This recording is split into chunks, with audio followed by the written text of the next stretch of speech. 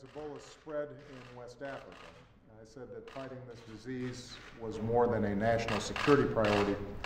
It was a critical example of American leadership. These professionals from the U.S. Public Health Service were some of the Americans on the front lines of that effort. And before you came in, I had the opportunity to award them with the Presidential Unit Citation. Now, understand that this core of public health professionals are on the front lines all the time.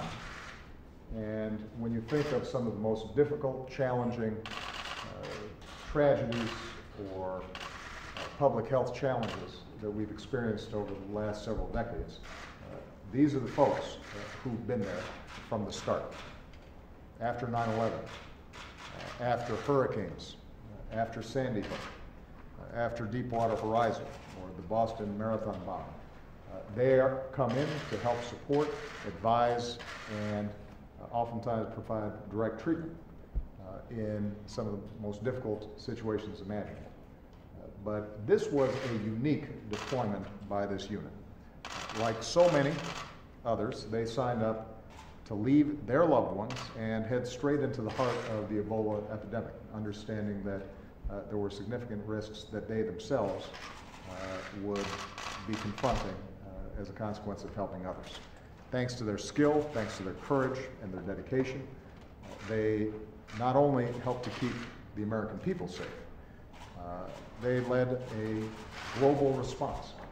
It was not until they arrived that other countries were confident that they could send their own health workers in because they knew that this outstanding group of individuals and health professionals were there on the job and would provide them the kind of support that could make their own efforts safe. We're not yet at absolute zero when it comes to this Ebola epidemic that took place in West Africa, but we have turned the tide on the epidemic. The cases we now see are much more sporadic, and we have, as a consequence of the work that these individuals started to build the kind of public health infrastructure in many of these countries that can prevent an outbreak in the future. I want to thank Secretary Sylvia Burwell, Surgeon General Murthy, because they were critical in helping to move us to the next phase of the fight, transitioning from a military response to a civilian response. We're also now better prepared for disease outbreaks like Ebola here at home.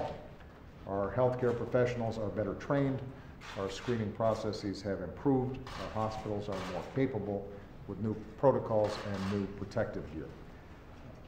None of this progress could have been made without America's public servants like these.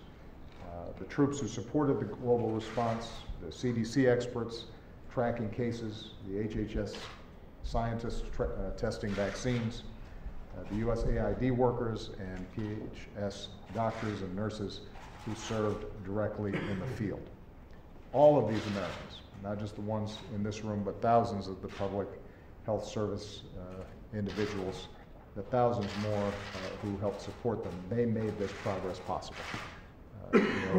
His Holiness Pope Francis spoke today in Congress about the need for us to apply the golden rule and to have a sense of morality and common humanity at the center of our government.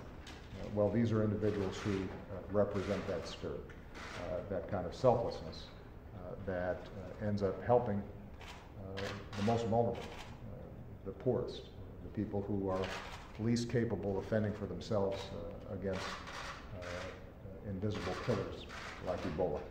So I am extraordinarily grateful to all of them. It is a useful occasion for me to note that organizations like the Public Health Services Commission Corps need support from Congress in order to continue to excel at their mission. And so I hope that Congress chooses to keep our government open and operating so that heroes like this can keep working to extinguish disease and ignite hope wherever it is needed most. That's what America does. That's what these individuals represent. That's why I could not be more incredibly proud of them, but of the American people who support them.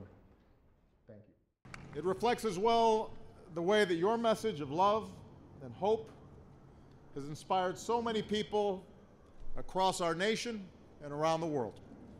So on behalf of the American people, it is my great honor and privilege to welcome you to the United States of America.